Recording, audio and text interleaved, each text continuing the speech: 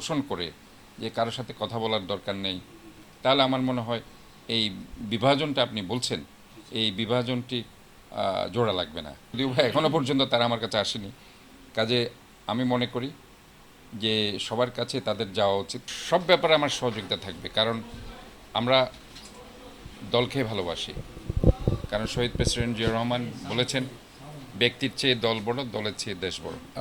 মহানগর বিএনপির যে নতুন কমিটি হয়েছে, আমি তাদেরকে স্বাগত জানাই। তবে যে জিনিসটা ভেরি ইম্পর্টেন্ট সেটি হচ্ছে দলের এই ক্রান্তিকালে যে কমিটিটি এসেছে তারা যাতে দুঃসময়ে যেসব নেতাকর্মী রাজপথে ছিল, জেল জুলুম নির্যাতনের শিকার হয়েছে, তাদেরকে যাতে অবশ্যই অন্তর্ভুক্ত করে এই কমিটিটি করে। আর বিশেষ করে 43টি ওয়ার্ড রয়েছে, এই 43টি ওয়ার্ডে কারা রাজপথে ছিল, কারা নির্যাতনের শিকার হয়েছে, সেটা অ্যানালাইসিস করে তাদেরকে অন্তর্ভুক্ত করে এই কমিটি করতে পারলে তাহলে নেতাকর্মীরা সামনে আন্দোলন সংগ্রামে তার ভূমিকা রাখতে পারবে বলে আমি আশা করছি।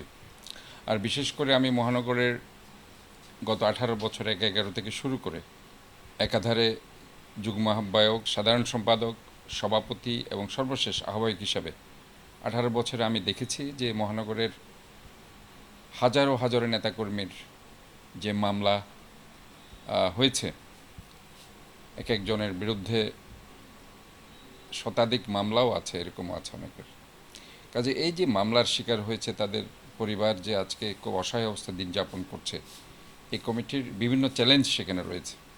একে তো এই সরকার বিরোধী আন্দোলনে তাদের নেতৃত্ব দেওয়া, সবাইকে অন্তর্ভুক্ত করা, পাশাপাশি জেল জুলুম নির্যাতিত পরিবারের পাশে থাকা, তাদেরকে সাহায্য সহযোগিতার হাত বাড়িয়ে দেওয়া।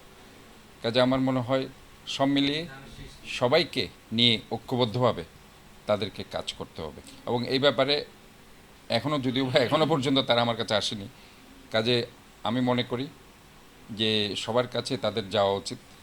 মহানগর বিএনপির যারা প্রেসিডেন্ট সেক্রেটারি ছিল, পাশাপাশি অন্যান্য যারা সিনিয়র নেতৃবৃন্দ আছে, সবার কাছ থেকে তাদের বুদ্ধি পরামর্শ নেওয়া উচিত এবং সবাইকে নিয়ে ইনক্লুসিভ একটি কমিটি উপহার দেওয়া উচিত বলে আমি মনে করি। আমরা এটাই বলছি যে এইখানে যেহেতু একটা কমিটি, আমি যেখানে প্রেসিডেন্ট ছিলাম, আবুল হাসেম বকর সেক্রেটারি ছিল, দীর্ঘদিন এই কমিটি সেখানে ছিল এবং সেখানে একটি পূর্ণাঙ্গ কমিটি এই কমিটি উপহার দিয়েছে এবং থানা কমিটিগুলো আছে, ওয়ার্ড কমিটিগুলো আছে।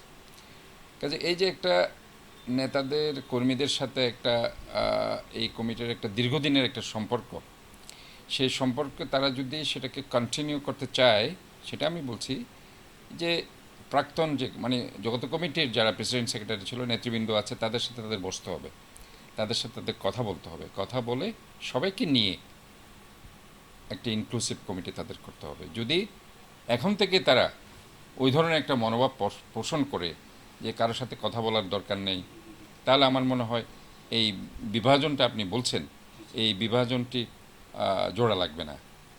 কাজে এই বিভাজনটাকে যদি জোড়া লাগাতে হয়, সবাইকে সাথে নিয়ে ঐক্যবদ্ধভাবে একসাথে আগাতে হবে এবং নেতাকর্মীরা সবাই যাতে ঐক্যবদ্ধ থাকে, তারা যাতে আগের মতো রাজপথে উদ্বেলিত আন্দোলনে ঝাঁপিয়ে পড়ার মতো সে ধরনের সাহস পায়, উৎসাহ উদ্দীপনা পায়, সেটা আমি তাদের প্রতি আহ্বান রাখব।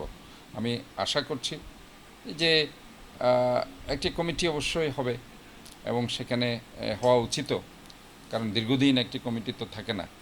যারা আজকে এখানে কাজ করছে তাদেরকে কেন্দ্রে নিয়ে যাবে, কেন্দ্র সেখানে তাদের কিছু ভূমিকা থাকবে। কাজে আলটিমেটলি আরেকটা গ্রুপ তাদেরকে রিপ্লেস করবে।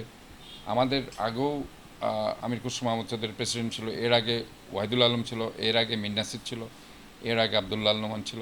কাজে it is a continuous process, এটা থাকবে। এটা দলের মধ্যে একটা কমিটির এই যে ভেঙে আরেকটা কমিটি করা, এটা একটা সাংগঠনিক কাঠামোর ধারাবাহিকতার অংশ। কাজে আমরা মনে করি নেতাকর্মী ঘাবড়িয়ে না গিয়ে, নেতাকর্মী হতাশ না হয়ে তারা অ্যাক্টিভলি এই সরকার বিরোধী আন্দোলনে তারা যাতে কাজ করে এবং সবাইকে নিয়ে ঐক্যবদ্ধভাবে তারা যাতে রাজপথে থাকে, এটাই হবে আমার আহ্বান। সব ব্যাপারে আমার সহযোগিতা থাকবে, কারণ আমরা দলকে ভালোবাসি। কারণ শহীদ প্রেসিডেন্ট জিয়াউর রহমান বলেছেন, ব্যক্তির চেয়ে দল বড়, দলের